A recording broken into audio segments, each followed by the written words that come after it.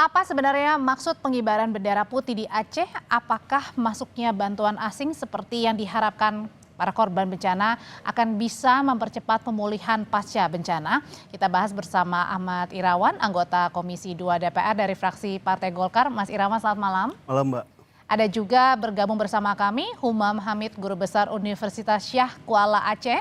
Selamat malam, Pak Umam. Selamat malam, Audrey. Ya, saya mau tanya dulu ke Pak Umam. Pak Umam, sebenarnya bendera putih saat ini yang dikibarkan warga Aceh mensyaratkan apa, Pak, sebenarnya?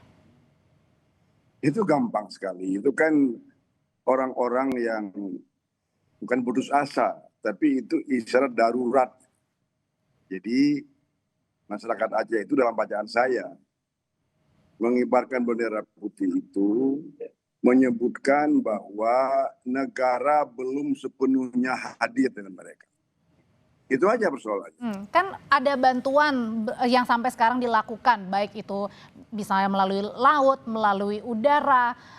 Itu tidak cukup bagi warga di sana. Apa yang sebenarnya dirasa paling kurang? Sebenarnya udah dijawab oleh Pak Prabowo kemarin.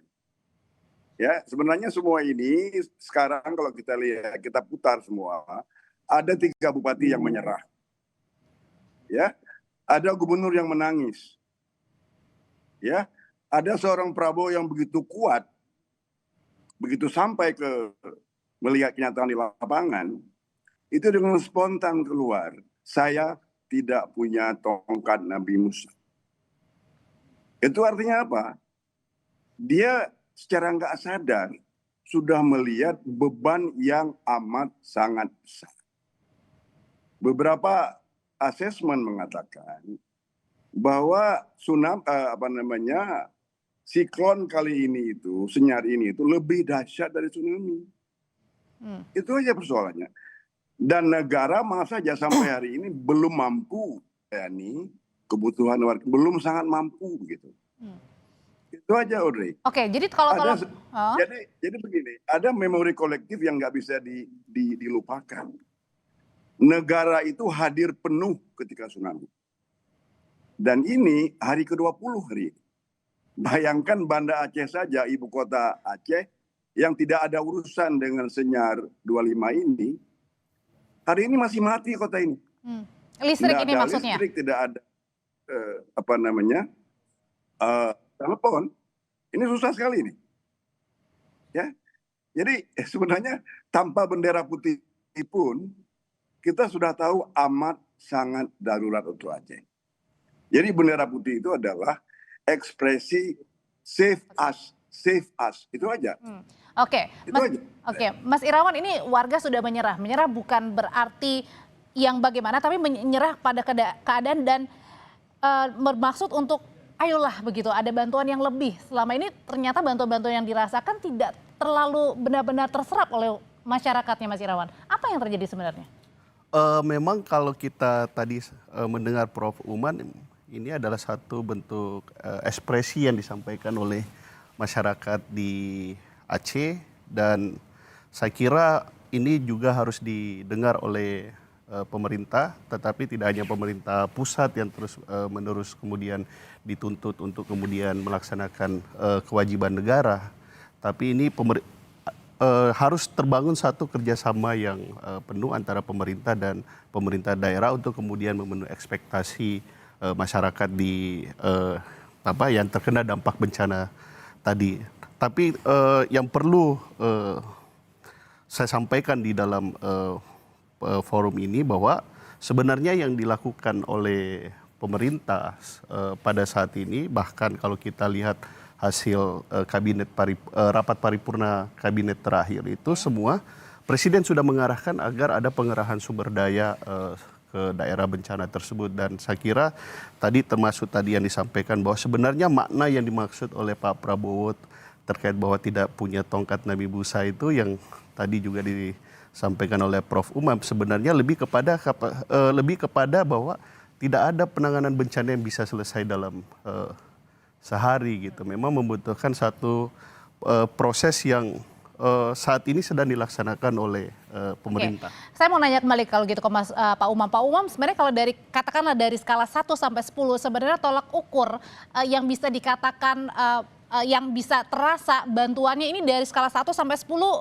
berapa bisa dinilai kah Pak Umam? Sangat suka untuk menilai. Sekarang begini, bayangkan puluhan ribu rumah di paling kurang 5 kabupaten kota itu, paling kurang 5, itu tertimbun lumpur 2,5 meter. Dan sampai hari ini belum ada huntara. Ini hari ke-20. Ya. Mereka jelas nggak tahu mau di mana nginapnya itu. Ada yang nginap di rumah, ada yang nginap di masjid. Ya. Kalau tenda-tenda yang dibuat pemerintah?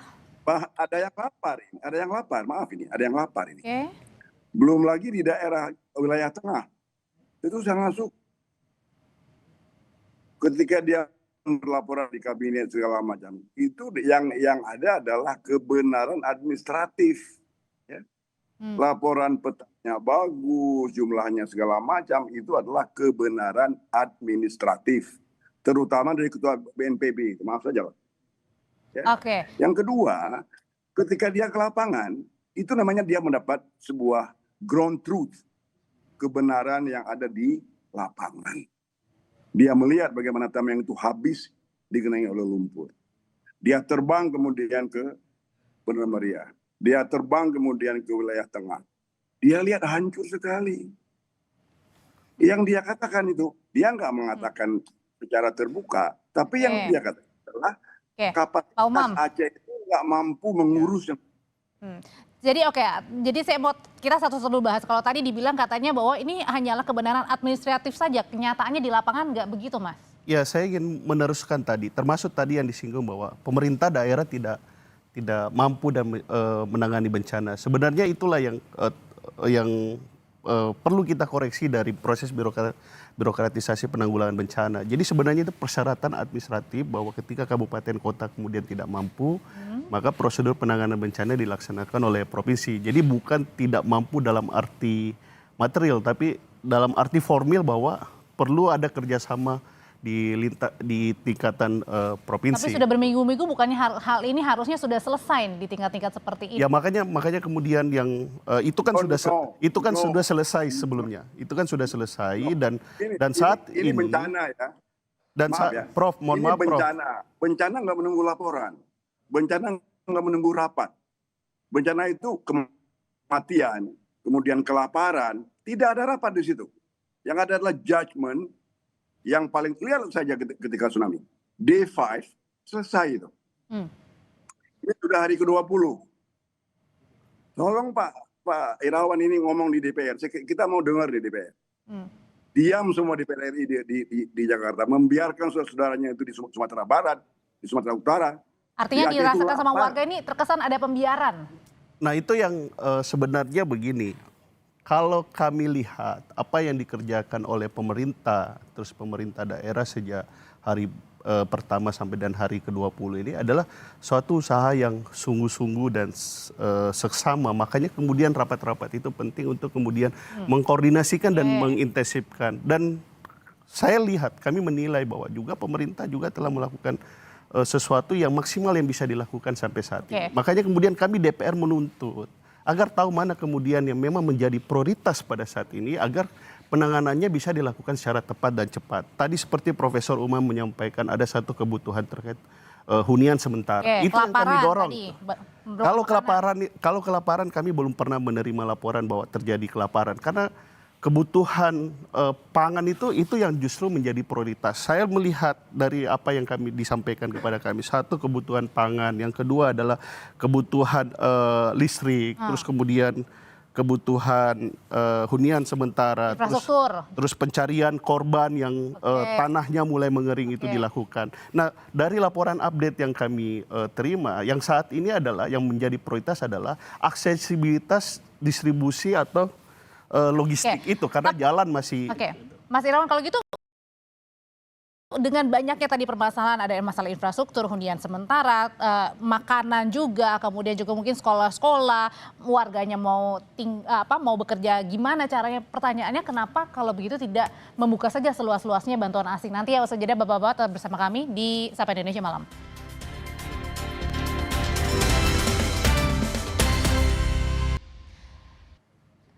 Ini gambar terbaru saudara dari Presiden Prabowo Subianto yang menggunakan pesawat kepresidenan baru saja tiba di Sumatera Barat.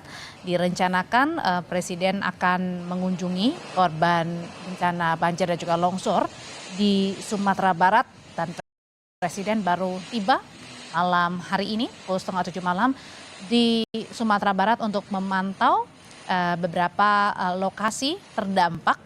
Kalau beberapa informasi yang kami dapatkan, rencananya Presiden Prabowo Subianto akan mengunjungi 3 lokasi di Sumatera Barat, yakni di Kabupaten Agam, Kabupaten Padang Pariaman, dan jalur lintas nasional Lembah Anai.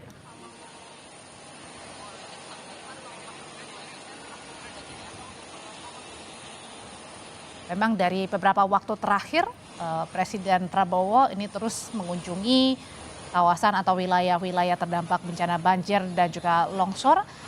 Jika hari ini di Sumatera Barat, tepatnya di Padang, maka sebelumnya Presiden ini mengunjungi beberapa kali juga begitu di wilayah Aceh dan juga Sumatera Utara untuk memastikan memang bantuan benar-benar tersalurkan.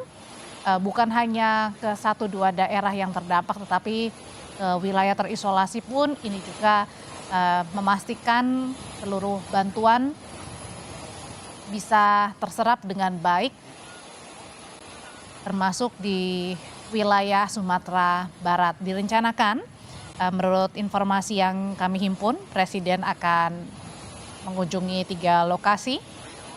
Kali ini di Kabupaten Agam, Kabupaten Padang Pariaman, dan juga jalur lintas nasional Lembah Anai. Untuk lebih lengkapnya saya mau sapa terlebih dahulu ada jurnalis Kompas TV Cindy Permadi. Cindy, selamat malam. Apa yang bisa disampaikan? Berapa hari rencananya Presiden akan mengunjungi wilayah Sumatera Barat? Selamat malam, Audrey.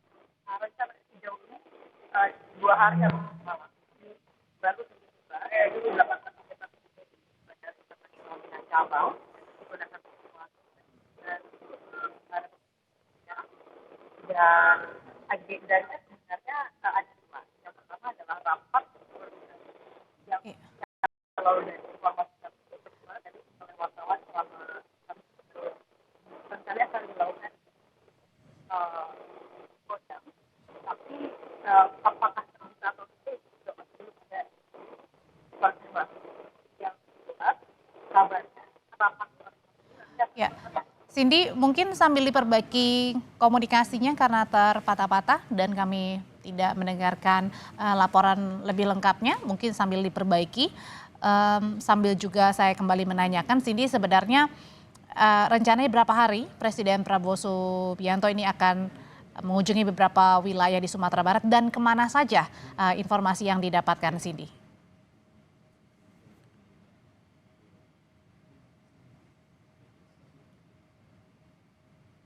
Cindy?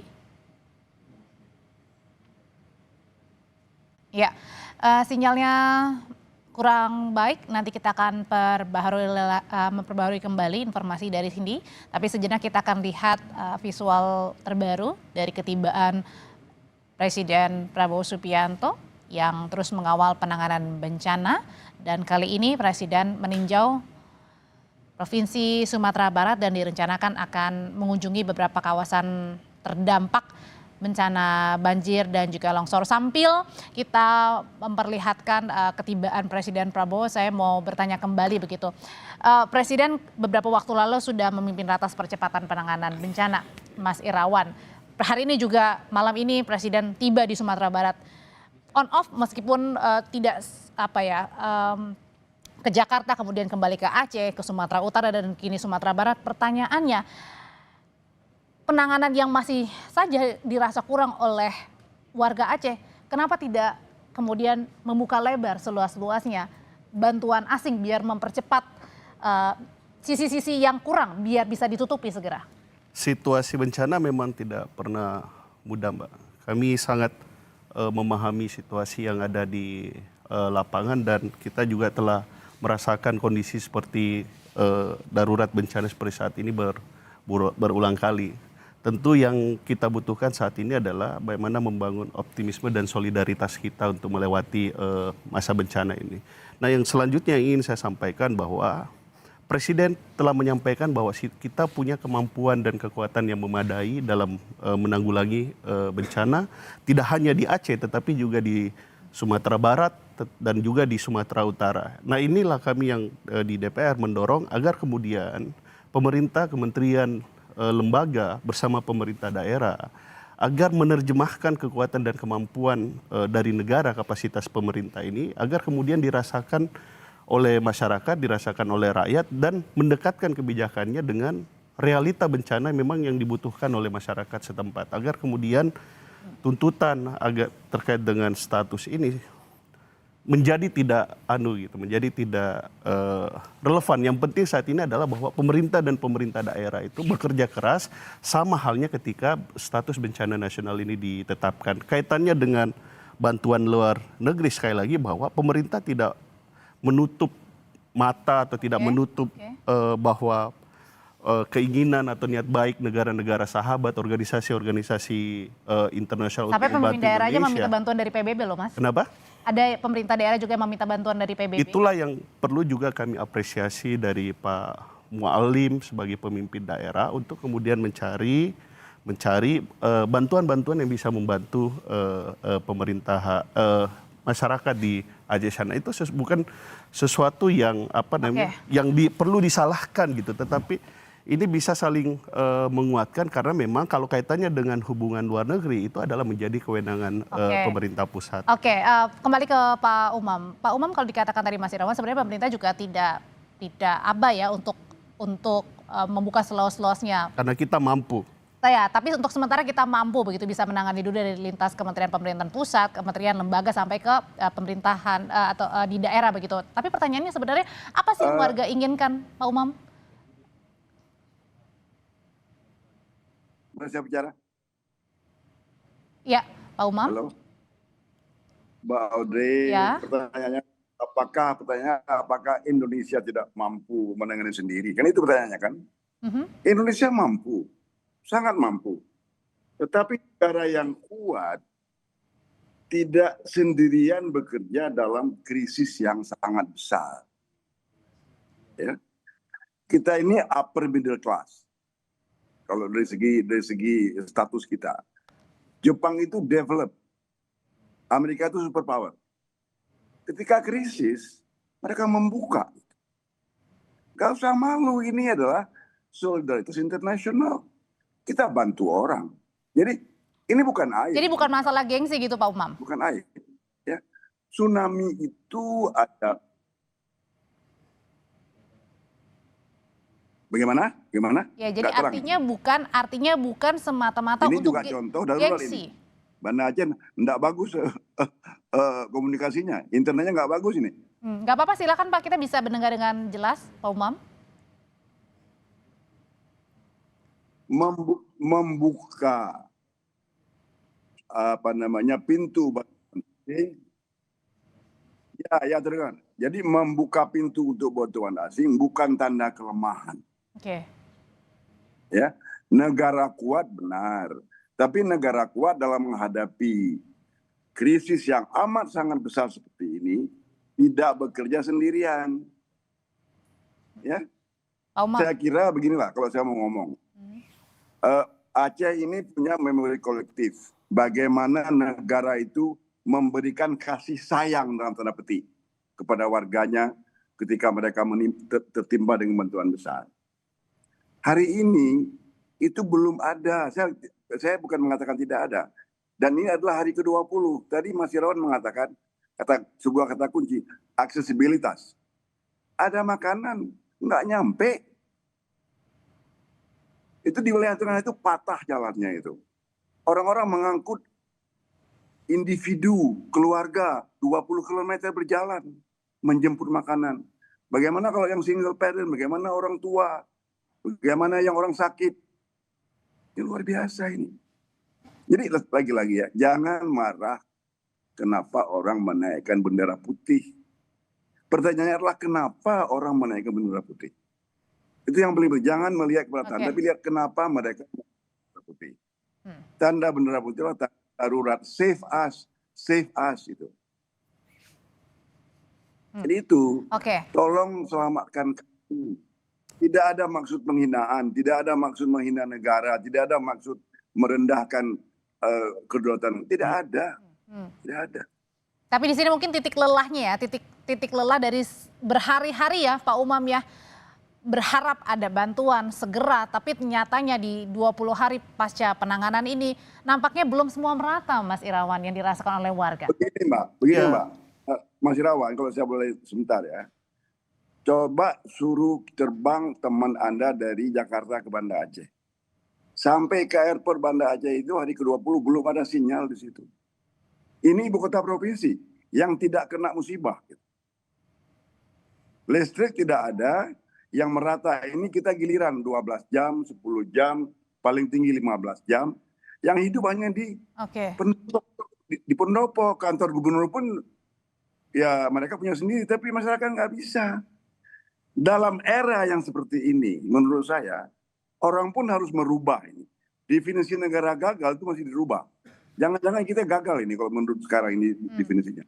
Oke, Pak Umam, kami sudah tangkap. Kalau gitu pertanyaannya Mas Irawan, gimana caranya meyakinkan para korban banjir ini? Jadi pernyataan-pernyataan ini bukan hanya sekedar ucapan, tapi benar-benar realita dan semuanya terasa. Tadi seperti Pak Umam bilang, kasih sayangnya itu sangat terasa sekali ke semua lapisan. Iya, negara dan pemerintah sangat memahami apa yang kemudian dirasakan oleh masyarakat di Aceh, Sumbar, dan Sumatera Utara saat ini.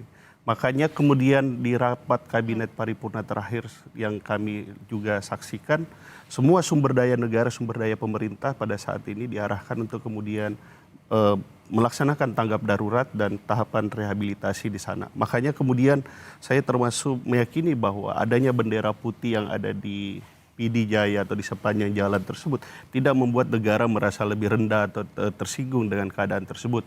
Oleh karena itu bahwa kami DPR mendorong agar kemudian titik-titik yang memang ada pengibaran bendera putih tersebut sebagai satu ekspresi bahwa ada harapan untuk kemudian mendapatkan intervensi pemerintah atau kebutuhan pokok yang harus dipenuhi oleh pemerintah untuk kemudian segera mencari titik-titik lokasi tersebut agar kemudian memang negara atau rakyat merasakan peran serta negara atau pemerintah dalam menanggulangi bencana dan memenuhi harapannya untuk kemudian mendapatkan pertolongan terkait dengan kebutuhan pokok tersebut. Oke, kalau gitu Pak Umam, apa yang diinginkan? Percepatan apa yang kini diinginkan dari semuanya atau ada yang lebih spesifik lagi ini biar didengarkan sama Mas Irawan dan bagi menteri-menteri yang saat ini menonton? Nanti kami sampaikan. Ya. Begini Mas Irawan, tolong Anda tanya ke kabinet ya. Ya. Ini perpanjangan 2 minggu kedua. Apa artinya itu? Apakah itu lelah birokrasi? Apakah itu kompleksnya masalah? Masa darurat itu nggak terlalu panjang sebenarnya. Jadi ini kita lihat ini bahwa negara sudah mengakui sangat kompleks masalahnya. Jadi kita nggak usah ngomong lagi ini masalah bendera putih. Negara sudah mengakui kok. Diperpanjang masa darurat untuk 2 minggu kedua. 2 minggu pertama ini. Setelah 2 minggu pertama ini akan ada 2 minggu kedua. Mudah-mudahan nggak ada 2 minggu ketiga. Jadi nggak usah pakai indikator ilmiah Profesor Doktor ini, akal sehat sajalah. Ya. Nggak usah tanya ke ahli kebencanaan, nggak usah. Lihat 2 minggu kedua. Ya. Jadi nggak usah tanya lagi, isunya bukan lagi bendera putih, Mbak. Baik. Ya. Isu kedua adalah Banda Aceh ini lumpuh sebagai ibu kota yang melayani 18 kabupaten kota yang kena. Dan Banda Aceh alhamdulillah nggak ada apa-apanya. Kok Banda Aceh kemudian ada musibah begitu? Oke. Banda Aceh nggak ada listrik sampai hari ini dan nggak jelas sampai kapan siap. Jadi ini artinya yang diharapkan ingin semuanya cepat ya Pak, termasuk jadi aliran listrik ya. Tolong nanti cari ahlinya ya. Lihat kembali apa definisi negara gagal ya. Coba lihat nanti. Ya, saya tidak mengatakan ini sudah gagal, mungkin masih direvisi ini. Oke. Dalam abad ke-21 beda definisi negara gagal dengan abad ke-20. Ketika digital, ketika energi, itu lebih baik tidak ada pangan Oke. daripada tidak ada komunikasi. Oke, yang kita tangkap di sini adalah percepatan, Mas Irawan. Harus disampaikan segera ya, Mas Irawan ya. Pasti, Mau Mas pasti, Irawan, teman-teman DPR pasti bahwa itu tanya ke kabinet apa mereka tidur itu, apa mereka Singkat Mas Irawan, memberikan silakan menjawab. laporan yang tidak benar kepada presiden. Baik, Ya. singkat aja Mas Irawan. tentu ini akan terus kita dorong pemerintah untuk terus bekerja keras untuk dalam rangka memenuhi Keras dan cepat ya Mas ya. harapan publik. Tentu harus cepat dan tepat dan prioritas, dan saya kira perlu tadi diklarifikasi dari Prof, kita jauh dari kata negara gagal karena sampai saat ini pemerintah sedang bekerja, kementerian, lembaga pemerintah daerah sedang bersungguh-sungguh untuk bekerja di lapangan. Mas Irawan terima kasih, Ya, Pak Umam terima kasih. terima kasih. Selamat malam Bapak-bapak Kalau semua. saya boleh katakan, saya tidak mengatakan negara gagal. Oke, Tapi baik. ini dengan kejadian ini kita mesti melihat kembali apa definisi negara gagal Oke, dalam konteks abad ke-21. baik. Terima kasih Terima kasih Prof. Pak Umam. Terima kasih Mas Irawan. Tolong Prof. ya. Ya Prof. Ketemu Anda senang, Audrey. Tetap bersama kami Saudara, 6 polisi terlibat pengeroyokan 2 debt collector hingga tewas menjalani sidang etik hari ini. Sesaat lagi Radi Saputro rekan saya akan membahasnya. Tetap bersama kami di Sapa Indonesia Malam.